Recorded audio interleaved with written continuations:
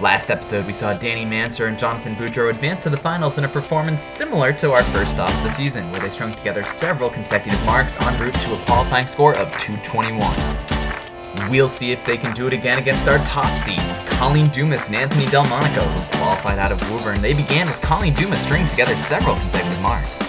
Then Anthony Delmonico joined the party with a bomb. He'd show he could do more than toss hammers, though, playing this spare to perfection. Oh, and he can snipe singles, too.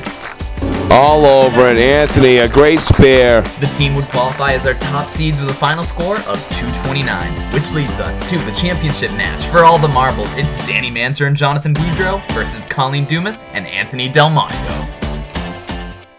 All right, we are back. This is it, the championship. We have some outstanding bowlers for you, and Colleen Dumas is going to lead us off in this two-string matchup. You don't lead off any better than that. Colleen Dumas won last week's championship in the 12 to 14 age group, and she's moved up into the higher age group, which we allowed during the year. She qualified for this title as well. Trying to prove she belongs by starting with a strike. Danielle will take a nice 9. A great out. But a big start for Colleen Dumas with the strike. Colleen Dumas's partner is Anthony Delmonico from the 20th Century Lanes in Hyde Park. Almost a double for Colleen Dumas. Danielle's bowling with Jonathan Boudreau. She's all over it. What a great start. Danielle just sliding by. There's 2 consecutive marks out of the gate for Colleen Dumas. I know Jonathan knows exactly what Colleen's capable of doing as they both bowl here at the Pilgrim Lanes. Very complimentary, I've heard saying. She's a very good bowler. There's a solid 8 fill, and she has a little bit of wood to work with. It's funny how this game, it comes and goes in streaks. I mean, Colleen struggled at the end of the last match that she won. That's right. Now she comes out on fire here. Nice try. You have to come out on fire and on top of your game anytime you're bowling a team that has Jonathan Boudreau in it. Because he's going to make a run at some point. Well, Colleen with 10. She's at 48 after 3. A big start for Colleen Dumas. Danielle Mansur still looking for her first mark. She's at 25. This is a 2-string matchup with total pinfall determining our champions today for the 2011 season. We had 3 different events this year, one being here at the Pilgrim Lanes. We also went to the Woburn Bowl in Woburn, Mass, and we finished the last event at the Bogey Lanes in East Brookfield, Mass. We'd like to thank all those bowling alleys for their participation in the Candlepin for Kids program. Danielle with a couple of uncharacteristic boxes for her, a couple of 6s. She's at 31 through 4. Colleen with the 8, she's at 56. Ooh, Colleen throwing some of the best balls she's thrown all day right here in this half. Probably a lot looser now after winning that first match. This is kind of like bonus for her, you know. Right on. She has nothing to lose. Yeah, that's a good point. It's a big spare for Dumas to set a 66 and a ball half. Danielle's going to settle for 7. She's at 38. A rough half for Danielle. But she'll take a little break, gather herself, and maybe come back with a big second half.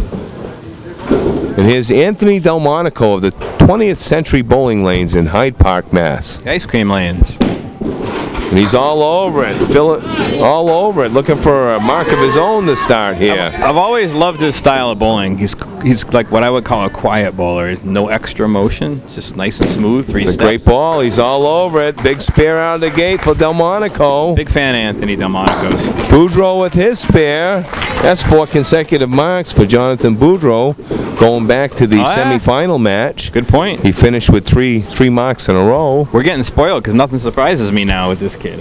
It's hard to... These guys can bowl. I'm about as impressed as I could be. It's hard to be more impressed. Delmonico just missing the head pin on the 3 pin. He's going to fill with 5.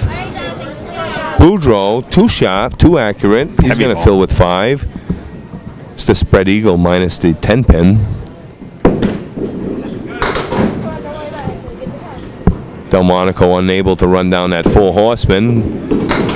Look at this, look at this. That's why you have to take advantage of every opportunity you get against Jonathan, because it doesn't matter how bad the lead is, he can make it. Well, Anthony with a solid 9. 24 for 2. Boudreau with an 8. 23 after 2.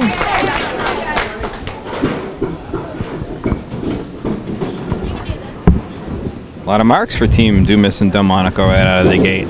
4 out of 7. Our winning team takes home a $50 American Express gift card. Oh. Delmonico with a hammer. And Jonathan with almost a Mansur hammer. It's a great match, Dan. It's going to be close by the end, Steve, don't you think? As big as this lead is, I still think it's going to be close at the end, so you want to make everything you can. Jonathan will throw 5 marks in a row. That's what I'm thinking. That's what I'm thinking. It's what I come to expect out of him. So in the first half, when you're up by 25 or 30, you still want to just keep stepping on their throat, because you have to. Don't let up. Jonathan won't give up until he just can't do it anymore. If there's a way for him to win the match. Really impressed with Colleen's half. That's going to be an enormous help. It's a tough fill for Boudreau. Another heavy hit on the head pin. This time he did end up with the spread eagle.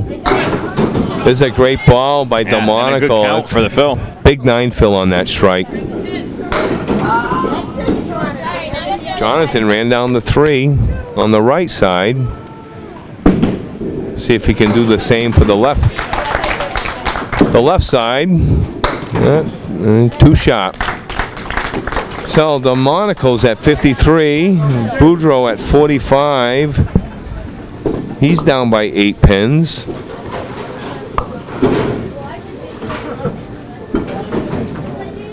Mansur. Oh, sorry, Steve. Go ahead, Dan. I was going to say the breaking news up in Canada with Jonathan was when he threw a 91 game, and it was the talk of my whole alley. Of course, it didn't stop him from coming back and throwing a 655 for the 5-string total. That was a great ball by Delmonico, but a very ugly spare leave. He'll probably go for the 3 pins on the right-hand side. He can make it. That's what he's doing. Look at this. That was a great try by Anthony Delmonico. Thought he had a chance at it. It's the first time Boudreau didn't hit the object pin on his spare ball. Monaco with a 9 and Boudreau with a 10. What an awesome half. So at the half, Anthony Delmonico 62, Colleen Dumas 66 and a bonus ball, Jonathan Boudreau 55, and Danielle Mansur at 38. So Mansur and Boudreau are going to have a little work to do in the second half of this championship match. But we're going to take a little break, and we'll be back with that part of the match in just a little bit, so don't go away. We started our day with the younger age group, where the kids were ready to throw the first ball of a tournament they'd driven 12 hours for. We're going bowl good, eh? Friends. Even if you're wicked shy, put that on the shelf. No wicked shy today. Everybody's going to make friends. I think I'm going to get a strike.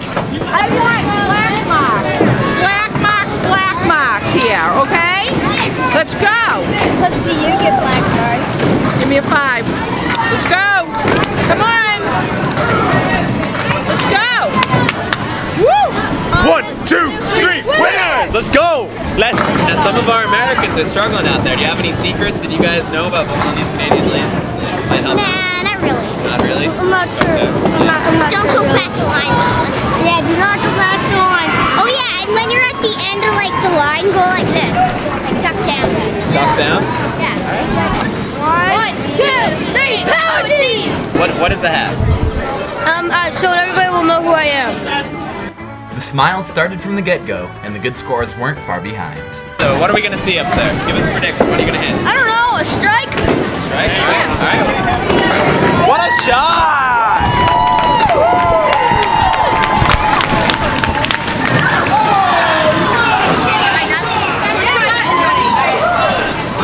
How do you think you guys are gonna do? Really good. Really good? I think very good. Yeah, I think very good. Yep. And as the tournament proceeded, we got word that our show has some fans up north. Now, what is your favorite YouTube show on the planet? I'd guess it'd be Candlepin for Kids. All right. Not the Guild? No. And while we found some fans of the show, we also found some people who may just be after Steve's job. You gotta help me out. All right, Katie, where would you play this shot? The head pin. That's a good choice. And she did it. You've met our youngsters, but you don't want to miss part 2, where we take a trip to Bolorama to see that our older kids are heating it up. Catch this shot and more on our next part of Candlepin for Kids.